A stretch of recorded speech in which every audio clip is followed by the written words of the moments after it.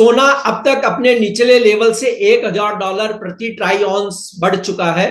कुछ international broking फर्मों के पहले टारगेट लेवल को भी छू लिया है। सोने की इस दौड़ का अगला मुकाम कहां है? सोने के दाम अब और कितने बढ़ सकते हैं या क्या उथल पुथल होगी? इस पर बात करेंगे India Boolean and jewellers association के नेशनल सेक्रेटरी सुरेंद्र मेहता से। मैं हूं कमल शर्मा। सुरेंद्र जी, आपका स्वागत है मोलतोल में। सुरेंद्र, नमस्कार। नमस्कार। सुरेंद्र जी, सोने के दाम निचले लेवल से अब तक $1,000 बढ़ चुके हैं।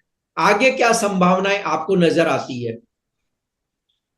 देखिए, पहले हमें दो तीन चीजें समझनी पड़ेगी कि सोने के दाम क्यों बढ़े। और ये पिछले 5 साल में ही सबसे ज्यादा बढ़े। कोविड के बाद बहुत ज्यादा बढ़े। अब क्या क्या मेजर रीजन थे? एक तो कोविड के बाद बहुत सारा नोट प्रिंटिंग हुआ, हर देशों में हुआ। महंगाई बहुत बढ़ी, तो गोल्ड हमेशा महंगाई के अगेंस्ट में एक इन्फ्लेशन, हेज अगेंस्ट इन्फ्लेशन रहता है, इसलिए गोल्ड के दाम बढ़े। उसके बाद पिछले 5 सालों में हमने ये देखा कि जियोपॉलिटिकल टेंशन बहुत बढ़े। रशिया यूक्रेन के बीच में युद्ध छिड़ा, हमास और इसराइल का युद्ध छिड़ा। और कहीं ना कहीं दो महान शक्तियां अमेरिका और रशिया के बीच में तनाव बढ़ा। यहाँ चाइना ताइवान के बीच में तनाव बढ़ा। तो ये जो सारी स्थितियां हुई, ये भी गोल्ड के प्राइसेस को ऊपर ले गई। इन सब के मद्देनजर सेंट्रल बैंक ने बहुत बाइंग की गोल्ड की। जी। ईटीएफ में बहुत बाइंग हुई, तो भी गोल्ड बढ़ा।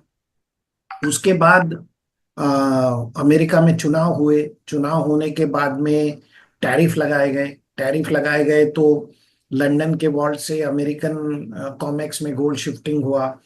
तो एक असमंजस की स्थिति पैदा हुई। टैरिफ के बाद रेसिप्रोकल टैरिफ की बात आई, और असमंजस हुआ। तो ये जो सारे फैक्टर्स थी, ये गोल्ड प्राइसेस को बढ़ाते चले गए, बढ़ाते चले गए। इसीलिए हमने कोविड में जो लोएस्ट बॉटम हमने देखा, $1,453, है ना, वो बढ़ के हमने देखा कि कोविड में हमने पहले ऑल टाइम हाई बनाया $2,079 कोविड के आसपास ही। जी। और उसके बाद 079 से ये रैली चलती चलती, जैसे आपने कहा, $3,000 तक ये रैली आ गई। तो ये रैली चलने का एक महत्वपूर्ण कारण है। और ये जो कारण है, ये आज भी सारे कारण बरकरार है। सिर्फ इन कारणों में कुछ जो चीजें कम हुई है, वो ये हुई है कि महंगाई दर में थोड़ा सा कंट्रोल आया है, लेकिन पूरी तरह से महंगाई अभी भी घटी नहीं है। और दूसरा, कहीं ना कहीं एक बातचीत हो रही है, पीस टॉक्स की अमेरिका कोशिश कर रहा है रशिया और यूक्रेन के बीच में। यदि ये पीस टॉक्स अच्छी तरह से मतलब जो शांति वार्ता है और इस पे शांति बन जाती है, तो गोल्ड प्राइसेस कंसोलिडेट जरूर होंगे। जी। मेहता जी, जब भाव बढ़ते हैं गोल्ड के तो हम देखते हैं कि लोग उसके पीछे भागते हैं, चाहे वो फिजिकल गोल्ड के पीछे जाएं चाहे डिजिटल गोल्ड के पीछे। और करेक्शन आता है तो वो गिरावट, लंबी गिरावट के बारे में सोचते हैं। असल में सोने पर दांव लगाने वालों को करना क्या चाहिए?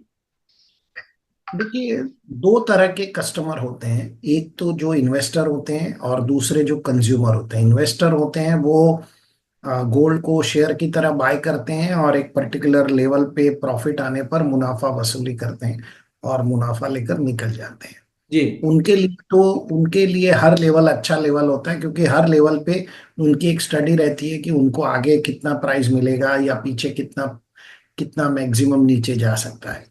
दूसरा जो कंज्यूमर कैटेगरी है, उनके लिए बड़ी दिक्कत है। कंज्यूमर कैटेगरी में आप वेडिंग के लिए ज्वेलरी खरीद रहे हैं, या आप अपने बच्चों के आगे शादी के लिए कुछ इंस्टॉलमेंट प्लान में गोल्ड खरीदते जा रहे हैं, या आप कोई फेस्टिवल के लिए खरीद रहे हैं, या कोई ओकेजन के लिए खरीद रहे हैं, बर्थडे के लिए खरीद रहे हैं, एंगेजमेंट के लिए खरीद रहे हैं।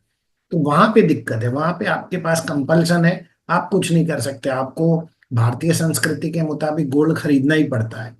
जी। जी। तो मैं इनको हमेशा दो कैटेगरी में डालता हूँ, इन्वेस्टर और कंज्यूमर। कंज्यूमर के लिए तो ये लाइलाज है, वो ऐसे ही भागेगा, जब प्राइस बढ़ेंगे तो भागेगा, और घटेंगे तो उसे लगेगा और घटना है। लेकिन इन्वेस्टर बहुत चालाक होता है। इन्वेस्टर हर डिप पे बाय करता है, और हर टॉप पे सेल करता है, और यही स्ट्रेटेजी होनी भी चाहिए।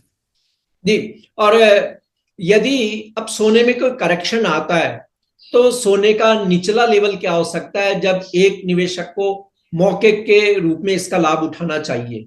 जिस लेवल पर लाभ उठाना चाहिए? देखिए, सोने में अब जब भी करेक्शन आएगा तो बहुत मैसिव करेक्शन, और ये करेक्शन लगभग लगभग आप समझ लीजिए 25% से 27% का करेक्शन आएगा, आ सकता है। और जिस प्रकार से ये तेजी हमने देखी, क्योंकि ये तो हिस्टोरिकल तेजी है, आ, मतलब आप सोचिए कि प्राइसेस $2,000 से $3,000 हो गए, $1,000 बढ़ गया, ऑलमोस्ट 50% प्राइस आपके इतने 4-5 सालों में अंतरराष्ट्रीय मार्केट में आपके प्राइस बढ़ रहे हैं। जी। तो ये ऐसा कभी होता नहीं है। तो अब जब भी करेक्शन आएगा तो लोगों को नीचे में, करेक्शन में गोल्ड हो सकता है $2,150 तक भी नीचे गोल्ड चला जाए, लेकिन फिलहाल ये करेक्शन आने की मुझे कोई उम्मीद लगती नहीं है। ये करेक्शन एक बार गोल्ड स्टेबलाइज हो जाए, कहीं ना कहीं गोल्ड स्टेबलाइज होगा $3,150 के आसपास। मैं स्पॉट मार्केट की बात कर रहा हूँ। तो अंतरराष्ट्रीय मार्केट में स्पॉट में यदि 3,150 के आसपास गोल्ड कहीं ना कहीं कंसोलिडेट होता है और काफी देर तक वहां पे स्टेगनेंट रहता है, तो ही उसमें गिरावट की संभावना है। वरना जिस प्रकार से सेंट्रल बैंक और ईटीएफ बाइंग करती जा रही है गोल्ड की, फिलहाल ऐसी कोई उम्मीद मुझे लगती नहीं। सर, जैसे हमने ये देखा कि इंटरनेशनल ब्रोकिंग फर्मों ने 3,000 से लेकर के और $3,300 तक के अलग अलग टारगेट दिए हैं। अब देखें, अगर हम पिछले इतिहास में जाएं तो एक बार एक इंटरनेशनल ब्रोकिंग फर्म ने क्रूड पे भी इसी तरह का टारगेट दिया था, और हमने देखा कि क्रूड इतना बुरी तरह टूटा कि जो आपने अभी जैसे गोल्ड की कही कि मैसिव करेक्शन आ सकता है, इसी तरह का करेक्शन आया था, और लोगों ने शायद उस रिपोर्ट के आधार पे जो ट्रेड किया था वो उनमें से कहीं की पूंजी ही साफ हो गई। तो आप ने जो कहा कि 3100 का एक लेवल है, किस लेवल से बिल्कुल सतर्क रहना चाहिए, यानी पल पल की खबर पे या इवेंट पे नजर होनी चाहिए, एक लेवल कौन सा होगा वहां? $3,150 अंतर्राष्ट्रीय मार्केट में यदि स्पॉट डॉलर पे गोल्ड पहुंचता है, उसके बाद आपको सतर्क रहने की जरूरत है। गोल्ड में मैसिव गिरावट आ सकती है। आपको सतर्क ये रहना है कि आपको हर न्यूज पे ध्यान देना है, हर न्यूज को इवेल्युएट करना है कि इससे गोल्ड प्राइसेस ऊपर जाएंगे या नीचे आएंगे। तो ये एक जो लेवल है, ये जी। लेवल के बाद में बिल्कुल सतर्क रहने की जरूरत है। तो उस लेवल पे जब अंतरराष्ट्रीय बाजार में वो, तो भारत में जो हम रुपया और डॉलर के बीच जो संघर्ष देख रहे हैं, तो वहां हम भारतीय रुपए के अनुसार, यानी एमसीएक्स की भी बात कर लें या फिजिकल गोल्ड की ही बात कर लें, तो हम कितने बचे हुए रह पाएंगे? नहीं, मैं देखिए, आप रुपया जो है, जी। अभी आप देखिए $110 इंडेक्स था, तभी हमारा रुपया 88 के आसपास था। अभी 103 के आसपास डॉलर इंडेक्स है, तो भी रुपया हमारा 87 के आसपास ही है। तो रुपया जो है वो हमें कहीं ना कहीं हमारी इकोनॉमी को हिला रहा है, ऐसा मेरा मानना है। और इसी की वजह से भी गोल्ड प्राइसेस अभी आप ये इतने हायर प्राइसेस देख रहे हैं, क्योंकि यदि डॉलर इंडेक्स 110 से 103 आया तो आईएनआर भी 88 से लगा के कम से कम 86 तो आना चाहिए था, जो नहीं आया। तो मेरा ऐसा मानना है कि अगर 3,150 ये जो आता है, तो मुझे लगता है एक 89,000 से 92,000 के बीच की एक रेंज होगी। तो 92,000 के बाद आप ये मान लीजिए कि आपको गोल्ड प्राइसेस में बहुत ही अलर्ट रहने की जरूरत है। जी। मेहता जी, ये हम देखें तो जैसे देखिए, प्राइस सोने के बहुत तेजी से ऊपर बढ़े, लेकिन इंपोर्ट डेटा जो है वो डबल नहीं हुआ है या और डेटा भी नहीं हुआ है। क्या ये तेजी प्राइस की है या वजन की नहीं है? देखिए, हमारे देश में एक ट्रेंड है कि हम लोग हर साल लगभग 750 से 800 टन गोल्ड का कंजम्पशन करते हैं। जी। और ये कंजम्पशन हमेशा बरकरार रहा है, इससे प्राइसिंग का कोई मतलब नहीं है। ये कंजम्पशन हमेशा से ऐसा ही रहा है। प्राइस चाहे बढ़े या चाहे घटे, थोड़ा सा घटे तो और भी प्राइसेस और भी इंपोर्ट होता है, लेकिन बढ़ने पे ये जो 750-800 टन का जो एक फैक्टर है, वही इंपोर्ट डेटा रहता है। तो वो इंपोर्ट डेटा के ऊपर मुझे नहीं लगता कि ये कोई भी चेंज होने वाला है कि प्राइसेस गिर जाएं और हम 1500 टन इंपोर्ट कर लेंगे, ऐसा भी नहीं होगा। और प्राइसेस बढ़ जाएं और हम 500 टन इंपोर्ट कर लें, ऐसा भी नहीं। लोग अब जैसे फिजिकल गोल्ड के बजाय डिजिटल गोल्ड की ओर तेजी से मुड़े हैं। डिजिटल गोल्ड पर आपकी क्या राय होगी? देखिए, डिजिटल गोल्ड बहुत ही एक अच्छा प्रोडक्ट है, खास तौर पर सोवरिन गोल्ड बॉन्ड जब सरकार नहीं ला रही है अब, तो उसके बाद आपके पास में जो विकल्प है, इन्वेस्टर के पास में दो विकल्प है, एक गोल्ड ईटीएफ में आप इन्वेस्ट करें और एक डिजिटल गोल्ड में। अब डिजिटल गोल्ड जितने भी ये प्राइवेट ऑर्गेनाइजेशन चलाते हैं और इस पे किसी भी प्रकार के रेगुलेशन नहीं है, तो हमने सरकार से भी कहा है कि इसके ऊपर रेगुलेशन लाए जाएं। लेकिन फिलहाल यदि कोई भी व्यक्ति डिजिटल गोल्ड में इन्वेस्ट करता है तो वो उस कंपनी की बैलेंस शीट की जांच अवश्य करे और उनका जो भी नेटवर्थ है वगैरह वो चेक करे और अपने वित्तीय सलाहकार की सलाह लेकर ही आप डिजिटल गोल्ड में इन्वेस्ट करें। जरूरी ये है कि आप जो भी पैसा आपके डिजिटल गोल्ड में इन्वेस्ट करते हैं वो कंपनी उतना गोल्ड को परचेस करके वॉल्ट में रखती है और उसके ऊपर एक बैंक से या कस्टोडियन से सर्टिफिकेट प्रोड्यूस करती है कि नहीं, ये सबसे महत्वपूर्ण है। ऐसा ना हो कि आप डिजिटल गोल्ड में कहीं इन्वेस्ट करें और वो कंपनी सामने वो गोल्ड ही खरीद नहीं रही है, तो ऐसा नहीं होना चाहिए। तो आपको बहुत ही ध्यान रखने की जरूरत है। बहुत बेहतरीन कंपनियां हैं, मैं किसी कंपनी का नाम नहीं लेना चाहूंगा, लेकिन अच्छी कंपनियां हैं जो आपके पैसे को बहुत ही सुरक्षित रखती हैं। जी।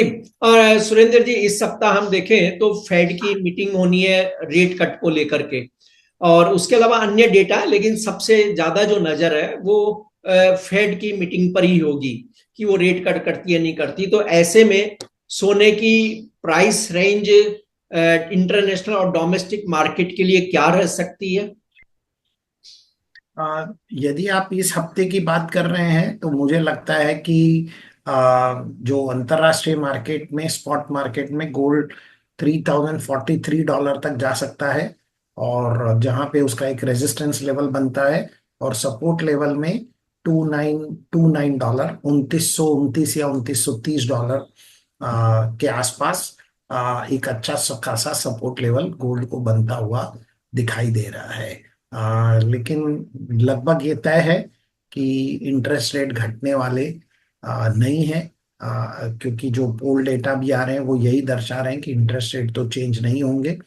तो मुझे लगता है कि थोड़ा सा गोल्ड में कंसोलिडेशन का माहौल रहेगा। तो सर, जो आपने अभी कहा, और वैसे जो डेटा है वो भी ये कहते हैं कि 88% का मत है कि रेट कट नहीं होगी। अगर ऐसा जी। नहीं हुआ तो गोल्ड हम्म। पर क्या उसी समय से प्रेशर बनना शुरू हो जाएगा या फिर कंसोलिडेशन की दौर में चला जाएगा? जी नहीं, अभी सिर्फ एक आपको टेम्पररी करेक्शन या कंसोलिडेशन दिखाई देगा, जी। लेकिन गोल्ड अपना टारगेट 3150 जरूर गोल्ड का टारगेट आएगा, ऐसा मेरा मानना है। और वो टारगेट के बाद ही हम कुछ उसके अंदर एक करेक्शन देख सकते जी। आपका बहुत बहुत धन्यवाद, शुक्रिया मेहता जी। हैं। नमस्कार।